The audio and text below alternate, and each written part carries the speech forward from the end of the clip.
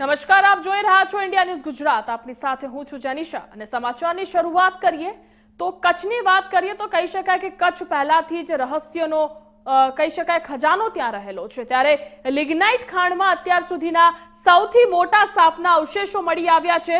Indian institute of technology Roorkee એટલે કે આઈઆઈટીઆરમાં સંશોધકો અને સાયન્ટિફિક રિપોર્ટ્સ જર્નલમાં પ્રકાશિત થયેલા અભ્યાસના મુખ્ય લેખક દેવાજીત દત્તાએ આ અંગેનો રિપોર્ટ રજૂ કર્યો છે કે જે અનુસાર જે સાપના અવશેષો મળી આવ્યા છે તેની લંબાઈ 49 ફૂટ એટલે કે 15 મીટર સુધીની છે અને આ અવશેષો 47 મિલિયન વર્ષો પહેલાનો હોવાનું માનવામાં આવી રહ્યું છે.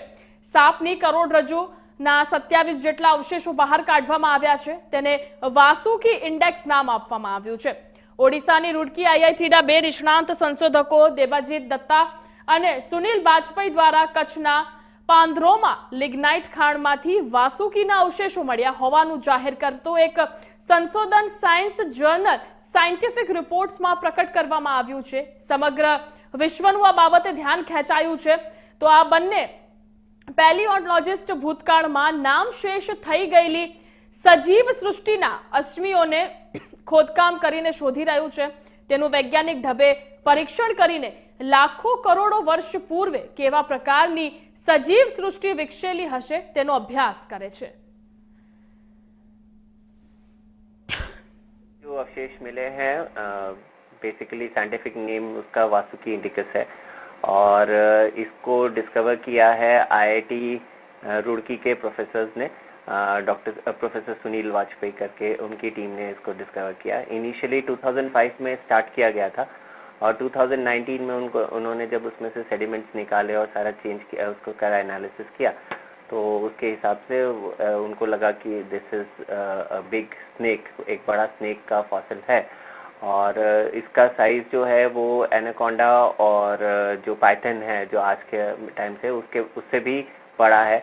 एंड जो फॉसिल मिला है it is equivalent to big multi wheel multi channel bus के बराबर बड़ा है इसका पूरा का पूरा.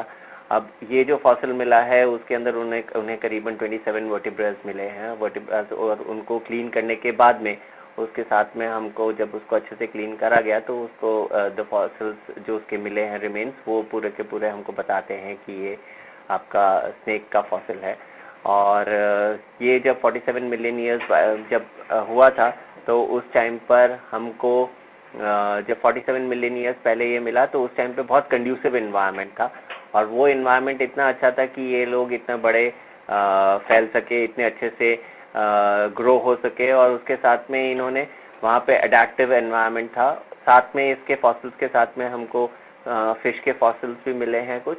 तो बेसिकली कहने का मतलब ये है कि उस समय बहुत अच्छा एनवायरनमेंट था जब ये लोग रहते थे और उनके पास में खाने के लिए और पर्याप्त भोजन मिलता था और उसके हिसाब से ये बहुत अच्छे से ग्रो हुए हैं. ये जो प्राथमिक संशोधन जो उन्होंने किया है साइंटिफिक रिपोर्ट्स में पब्लिश हुआ है ये पेपर और उसके हिसाब से कहा जो उन्होंने डेट निकाला है that is around 47 million years old. और अभी इसके अंदर और उसकी लाइक उन्होंने उसको जीनस नाम दे दिया है इसका वासुकी इंडिकस जो कि एक क्रेडेंशियल है हमारे लिए कि इंडिया का नाम मिला है उसको.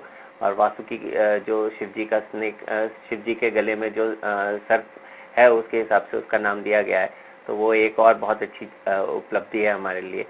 और अभी इसके अंदर संशोधन में और ये है कि वो उसका ईटिंग हैबिटेट क्या था, फिर उसके बाद में उसका आजू बाजू का इन्वायरमेंटल हैबिटेट क्या था, फिर उस समय क्लाइमेटिक कंडीशंस क्या थी, ये सब चीज़ों के साथ में हम रिलेट कर सकते हैं. एंड क्योंकि ये पानेंद्रो माइन में मिला है तो वो वैसे भी एक लिग्नाइट माइन है तो हमको पता है कि वहाँ पर बहुत सारे वेजिटेशन से ही हमारा कोल बनता है. तो अब बहुत अच्छा वेजिटेशन है तो एनवायरनमेंट भी बहुत अच्छा होगा और यही चीज़ों को लेते हुए वो और इसके ऊपर संशोधन करेंगे.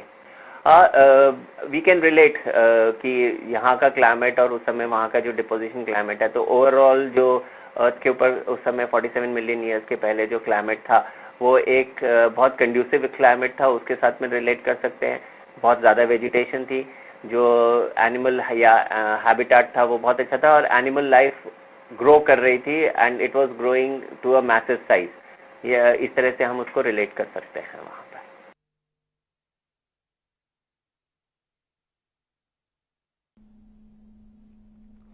अन्य समाचारों बात करिए तो समाजवादी पार्टीना राष्ट्रीय अध्यक्ष अखिलेश यादवे भारतीय जनता पार्टी पर जोरदार शाब्दिक प्रहारो कर्या छे।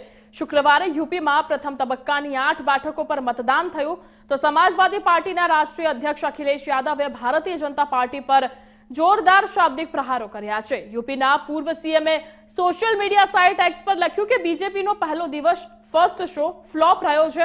हवे जनताने न तो भाजपना लोकोनो अभिनय गम्यो, न स्टोरी, न डायलॉग अने भाजपनी बारी खाली छे। देशनी जागृत जनताने तेमनुं नवुं भविष्य पसंद करवा बदल अगाउथी ज अभिनंदन अने आ तमाम समाजनी नवी राजकीय चेतनाने सलाम करूं छुं के जेमणे परंपराथी दूर थईने भारत गठबंधनना उमेदवारोने खुल्लेआम टेको आप्यो छे अने मत आप्या छे अने साथे तेमने सतत समर्थन आपी रह्या छे।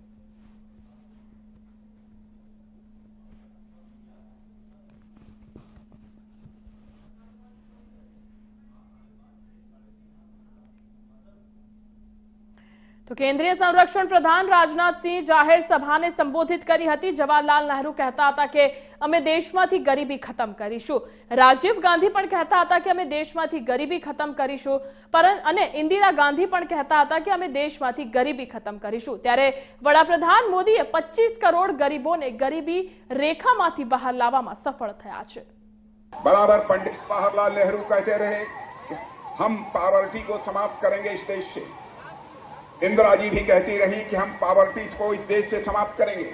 राजीव गांधी जी भी कहते रहे कि हम पॉवर्टी को इस देश से समाप्त करेंगे। कोई भी पॉवर्टी को समाप्त नहीं कर पाया।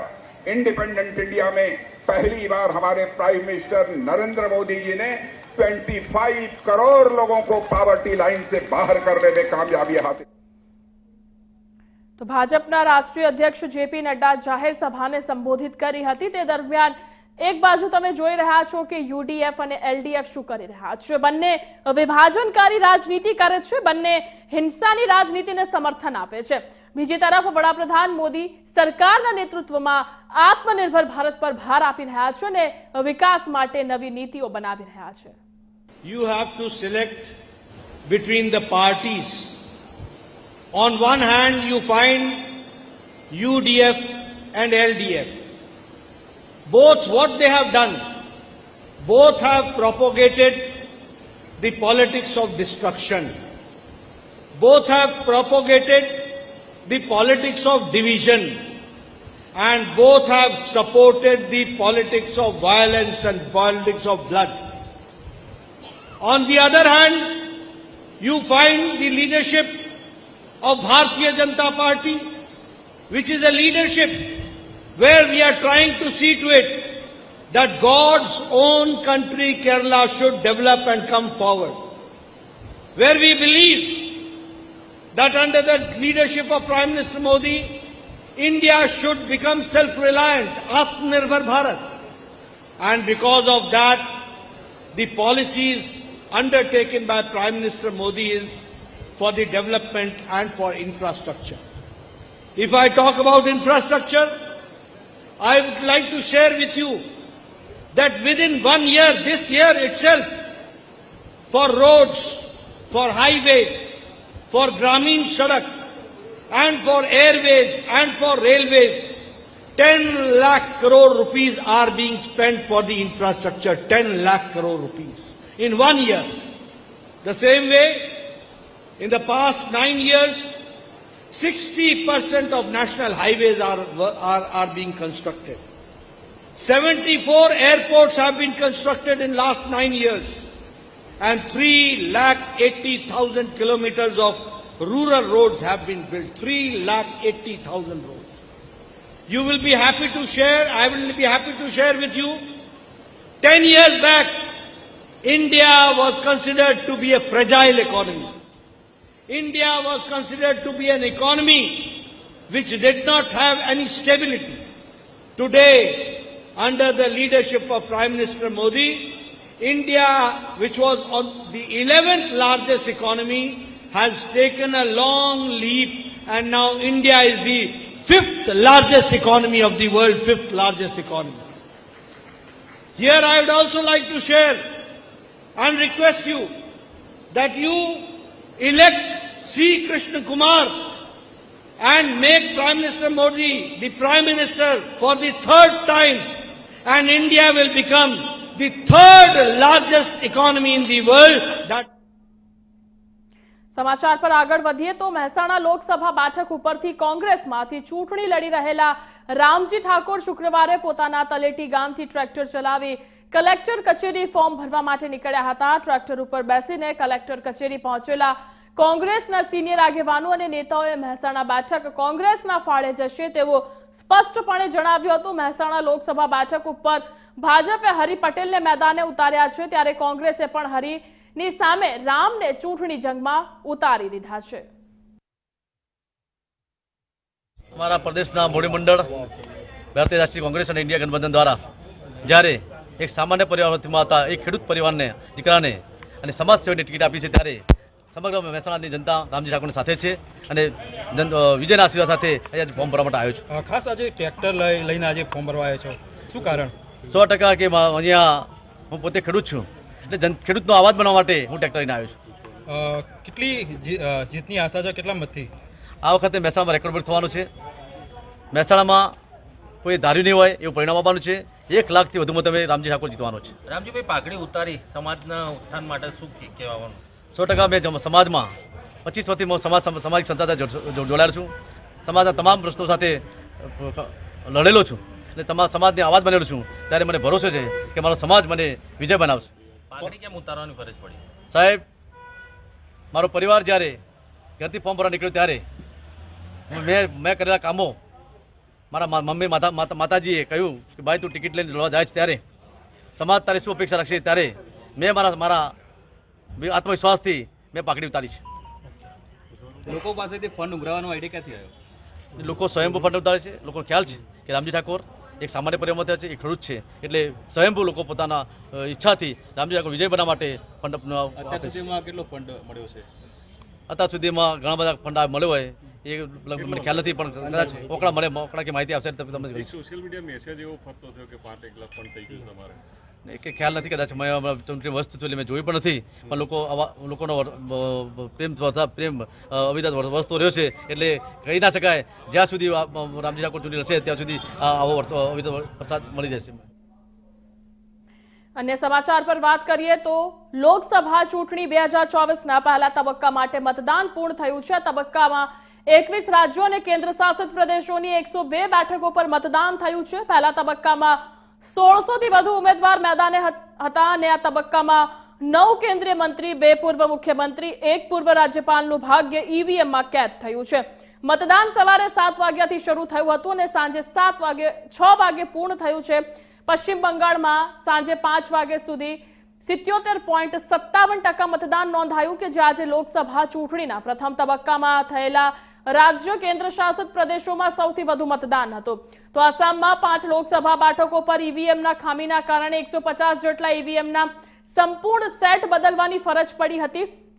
अलग अलग ईवीएमनी वीवीपेट तथा बेलेट एकमों सहित 400 थी વધુ ઉપકરણો પણ ખામીને લીધે બદલવામાં આવ્યા હતા। તો ચૂંટણી વિભાગના એક વરિષ્ઠ અધિકારીએ કહ્યું હતું કે મોટાભાગની ખામીઓ મોક પોલિંગ દરમિયાન જોવા મળી હતી કે જે વાસ્તવિક मतदानથી 90 મિનિટ પહેલા શરૂ કરાયું હતું। તો વાસ્તવિક मतदान શરૂ થયા બાદ સમગ્ર સેટ સાથે 6 ईवीएम બદલવામાં આવ્યા કે જ્યારે जुदा जुदा मतदान केन्द्रों पर वधु 40 वीवीपेट बदलवामां आव्या हता अने साथे ज मणिपुरमां कुल 5 बूथ पर मतदान अटकाववामां आव्युं हतुं के जेमां इम्फाल पूर्वमां 2 अने इम्फाल पश्चिममां 3 मतदान मथको शामिल हता। અહીં લોકો દ્વારા ગેરરીતિનો આક્ષેપ કરાતા હોબાળો થયો હતો। પોલિંગ ઓફિસરને આ જાણકારી આપવામાં આવી હતી।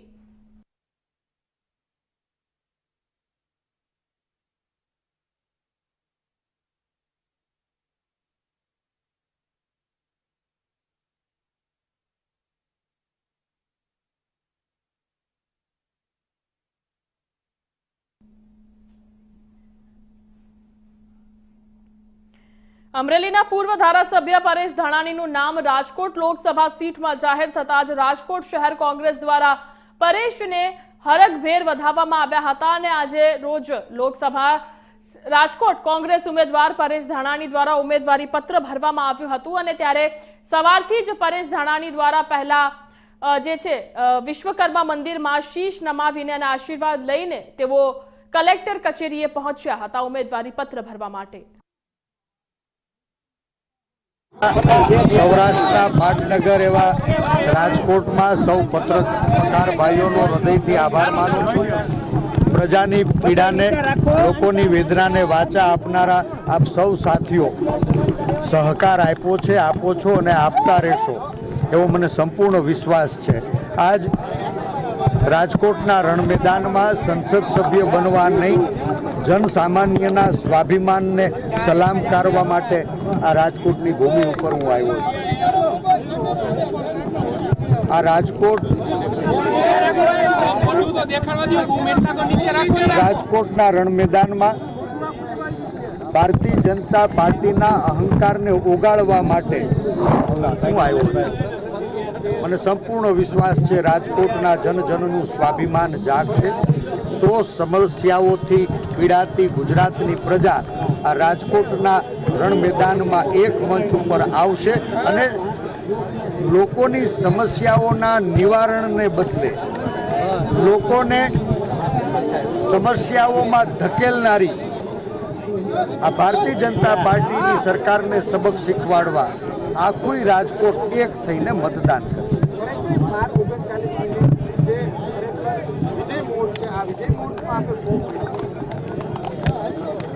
લોકશાહીના પર્વને ઉજવવા માટે, લોકશાહીને જીવંત રાખવા માટે, બંધારણીય અધિકારોના રક્ષણ માટે, સંવિધાનની સુરક્ષા માટે, સામાન્ય માણસના સ્વાભિમાનને આગળ ધપાવવા માટે આજે 12 અને 39ના વિજય મુહૂર્તે ભારતીય રાષ્ટ્રીય કોંગ્રેસના રાજકોટ લોકસભામાં સેનાપતિ તરીકે જવાબદારી સ્વીકારીને ફોર્મ ભર્યું છે। આ ફોર્મ એ રાજકોટ વાસીઓના ખોળામાં માથું ધર્યું છે। મને સંપૂર્ણ વિશ્વાસ છે કે રાજકોટનો જન એક સામાન્ય કાર્યકર્તા ઉપર ભરોસો મૂકશે। આ માથું તો રાજકોટના ખોળામાં મૂક્યું છે, એને લાગે કે પરેશ ધાનાણી અને કોંગ્રેસની વાતોમાં દમ છે, એના કાર્યક્રમોમાં દમ છે, તો આખું રાજકોટ મને આશીર્વાદ આપે અને લાગે કે ક્યાંય એની વાતોમાં ઉણા ઉતર્યા છે તો માથું તમારા ખોળામાં મૂક્યું છે, વાઢી નાખજો, એનો અફસોસ નહીં થાય। પણ મને સંપૂર્ણ વિશ્વાસ છે કે આજ વિજય મુહૂર્તે ભરેલું ફોર્મ એને વિજયની ઘોષણા કરી દીધી છે। અહંકારને હરાવવાનો રાજકોટે સંકલ્પ લીધો છે। 7મી તારીખે મતની પેટીઓ ભરાવાની છે અને જ્યારે પરિણામ આવશે ત્યારે રાજકોટમાં પણ જનજનનો વિજય થશે, સ્વાભિમાનનો વિજય થશે। ગુજરાત વાયા ગાંધીનગર દિલ્હીના દરબારમાં ઇન્ડિયા ગઠબંધનનો તિરંગો લહેરાશે। ધન્યવાદ। સૌરાષ્ટ્રનું હૃદય કહેવાય એવા રાજકોટના અંદર આજે અમારા ઉમેદવાર ભાઈ શ્રી પરેશભાઈ ધાનાણીના સમર્થનમાં દોમ ધકતા તાપમાં ખૂબ બહોળી સંખ્યામાં સજ્જનો, દેવીઓ અને યુવાન સાથીઓ આવ્યા, એ સૌનો હૃદયપૂર્વક આભાર માનું છું। લોકશાહીમાં લોકો મહાન હોય છે, સત્તા પણ લોકો આપતા હોય છે, પરંતુ લોકો તરફથી મળેલી સત્તાને અહંકારથી જાણે લોકો પોતાના ખિસ્સામાં હોય એ પ્રકારનો દાવો એ લોકશાહીનું અપમાન છે। ભારતીય જનતા પાર્ટીના અહંકારને લોકોનો પ્રેમ અને સમર્થન તોડશે। પરેશભાઈ ધાનાણી ચૂંટણી લડવા નથી આવ્યા, અહીંના લોકોએ એમને બોલાવ્યા છે અને જ્યારે સર્વસંમતિથી માંગ ઉઠી ત્યારે પક્ષની વિનંતીને સ્વીકારીને એક યુવાન, ઉત્સાહી અને મહેનતુ સાથી પરેશભાઈ અહીંયા આવ્યા છે। આજે આપે જોયું કે તમામ વર્ગ, ધર્મ, જ્ઞાતિના લોકોનો પ્રેમ અને સહયોગ છે એ જરૂર વિજય અપાવશે અને એ વિજય લોકોના પ્રેમનો વિજય હશે। Thank you. ગુજરાતની તમામ બેઠકો પર 19મી એપ્રિલે ઉમેદવારી નોંધાવવાનો આજે છેલ્લો દિવસ હતો ત્યારે રાજકોટ લોકસભા બેઠકથી કોંગ્રેસના ઉમેદવાર પરેશ ધાનાણીએ ઉમેદવારી પત્ર ભર્યો। ઉમેદવારી પત્ર ભરતા પહેલા જ બહુમાળી ભવન ચોક પાસે રેસકોર્સના મેદાનમાં જાહેર સભા યોજવામાં આવી હતી। પરેશ ધાનાણી સભા સ્થળ પર પહોંચતા ક્ષત્રિયાણીઓએ તિલક અને પાઘડી પહેરાવીને તેઓનું સ્વાગત કર્યું હતું। તો આ જાહેર સભામાં શક્તિસિંહ ગોહિલ, પૂર્વ ધારાસભ્ય પ્રતાપ ધુધાત અને નયનાબા જાડેજા સહિત કોંગ્રેસના અનેક દિગ્ગજ નેતાઓ હાજર રહ્યા હતા। તો રાજકોટની રાજનીતિમાં હવે મહાભારતની એન્ટ્રી થઈ છે। આ દરમિયાન પ્રતાપ ધુધાતે પરસોત્તમ રૂપાલાની સરખામણી દુશાસન સાથે કરી છે। તેમનું કહેવું છે કે વાણી વિલાસ કરનાર પર રૂપાલાનું કાર્ય દુશાસન જેવું છે। રૂપાલાએ ગુજરાતની અસ્મિતાનું અપમાન કર્યું છે। અપમાન છતાં રૂપાલાએ ટિકિટ પરત ન ખેંચી ભાજપના અહંકારને જનતા જવાબ આપશે।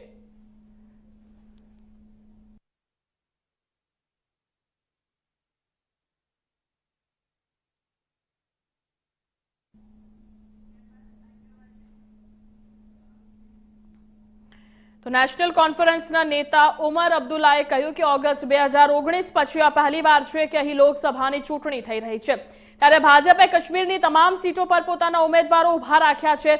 તો હવે ગૃહમંત્રી કહી રહ્યા છે કે પહેલા તેઓ લોકોના દિલ જીતશે, પછી ચૂંટણી લડશે। તો એનો અર્થ એ છે કે હજી દિલ જીતવાના બાકી છે। मतलब अपने आप में इन जो इंतखाबात हैं इनकी अहमियत जो है उसको आप इस तरह से आप देखें कि अगस्त 2019 के बाद जो है ये पहली मर्तबा है कि यहाँ पे पार्लियामेंट के इलेक्शन हो रहे हैं। उसके साथ साथ 2019 में बीजेपी ने तमाम सीटों पे उस वक्त उम्मीदवार उतारे थे। इस बार अब होम मिनिस्टर साहब कहते हैं कि हम पहले लोगों के दिल जीतेंगे और फिर जो है उम्मीदवार खड़ा करेंगे। तो इसका सीधा ये मतलब है कि वो लोगों के दिल जीत नहीं पाए, कि 2019 के फासला जो है उससे लोग ज्यादा नाराज हुए, उनसे ज्यादा दूर हुए। और अब हमारी कोशिश ये रहेगी कि हमारे जो 3 उम्मीदवार हैं साउथ कश्मीर से, सेंट्रल कश्मीर से, नॉर्थ कश्मीर से, कि हम ज्यादातर जो वोटर हैं उनको अपनी तरफ लाने में जो है। ગાંધીનગર લોકસભા બેઠક પરથી ભાજપના ઉમેદવાર કેન્દ્રીય ગૃહમંત્રી અમિત શાહે ઉમેદવારી પત્ર ભર્યું છે। તો સીએમ મુખ્યમંત્રી ભૂપેન્દ્ર પટેલ પણ તેઓની સાથે હાજર રહ્યા હતા। નવસારી બેઠક પરથી સીઆર પાટીલે ઉમેદવારી પત્ર ભર્યું છે।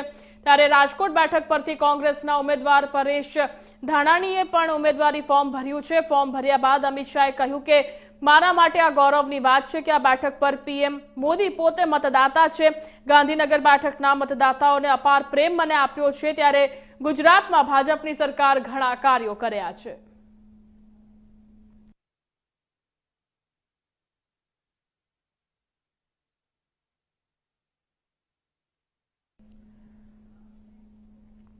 મધ્યપ્રદેશના દમોહમાં એક ચૂંટણી સભાને સંબોધિત કરતા વડાપ્રધાન મોદીએ પાડોશી દેશ પાકિસ્તાન પર જોરદાર પ્રહારો કર્યા છે। પીએમ મોદીએ કહ્યું કે જે દેશ આતંકવાદને સપ્લાયર છે તે આજે લોટ મેળવવા માટે તડપી રહ્યું છે। તેમણે કહ્યું કે હાલમાં વિશ્વમાં યુદ્ધનું વાતાવરણ સર્જાયું છે, વિશ્વમાં યુદ્ધના વાદળો છવાયા છે, સર્વત્ર અશાંતિ છે। આવી સ્થિતિમાં આપણું ભારત વિશ્વમાં સૌથી ઝડપથી વિકાસ કરી રહ્યું છે। ત્યારે વડાપ્રધાને કહ્યું કે જ્યારે વિશ્વમાં યુદ્ધનું વાતાવરણ છે ત્યારે દેશમાં મજબૂત સરકાર હોવી જરૂરી છે। આ ચૂંટણી ભારતને મહાસત્તા બનાવવા માટેની ચૂંટણી છે અને આ ચૂંટણી ભારતના ભવિષ્યને ઉજ્જવળ કરવા માટેની છે।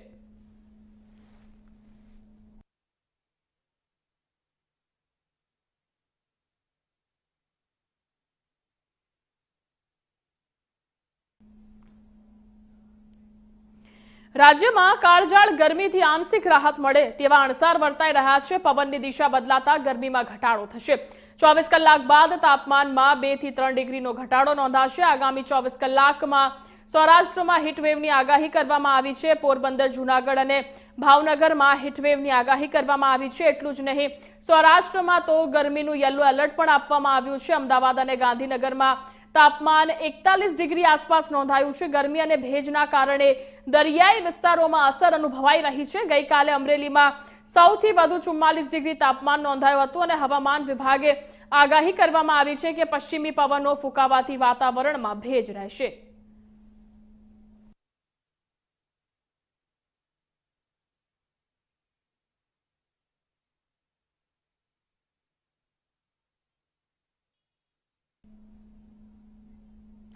ફિલિપાઇન્સને ભારત પાસેથી એવા સમય ક્રૂઝ મિસાઇલ મળી છે કે જ્યારે તેનો ચીન સાથે વિવાદ ચાલી રહ્યો છે। દક્ષિણ ચીન સાગરમાં ફિલિપાઇન્સ અને ચીની નૌકાદળ દરરોજ આમને સામને આવી રહ્યા છે એવું માનવામાં આવે છે કે ફિલિપાઇન્સ આ મિસાઇલનો ચીન તરફ તૈનાત કરી શકે છે કે જેથી ચીની સેનાથી પોતાને બચાવી શકે। 2 વર્ષ પહેલા ભારત અને ફિલિપાઇન્સ વચ્ચે ક્રૂઝ મિસાઇલ માટેનો સોદો થયો હતો। આ ડીલ $375 મિલિયન એટલે કે લગભગ 3000 કરોડ રૂપિયાની હતી। ભારતીય વાયુસેનાનો C-17 global master cargo aircraft શુક્રવારે બ્રહ્મોસ મિસાઇલના પ્રથમ કન્સાઇનમેન્ટ સાથે ફિલિપાઇન્સ પહોંચ્યું હતું। ભારતીય ટીમના એરફોર્સ, નેવી અને બ્રહ્મોસ મિસાઇલની ટીમ સામેલ હતી કે જે ડિલિવરી માટે એશિયાઈ દેશમાં પહોંચી હતી। આ મિસાઇલો ફિલિપાઇન્સ મરીન કોર્પ્સને સોંપવામાં આવી છે અને આ દરમિયાન ભારતીય ટીમમાં સામેલ અધિકારીઓએ ફિલિપાઇન્સ મરીન કોર્પ્સના સૈનિકોને મિસાઇલ પ્રાપ્ત કરવા બદલ તેમને મીઠાઈ ખવડાવીને અભિનંદન પાઠવ્યા હતા।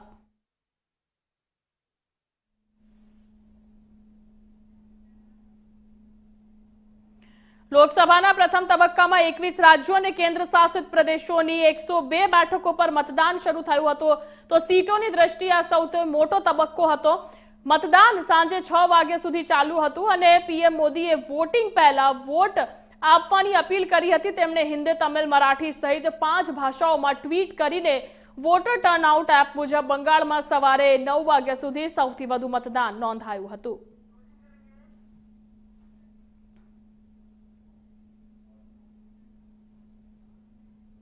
તો હતા અત્યાર સુધીના મુખ્ય સમાચાર। વધુ સમાચાર અને અપડેટ માટે જોતા રહો ઇન્ડિયા ન્યૂઝ ગુજરાત। નમસ્કાર।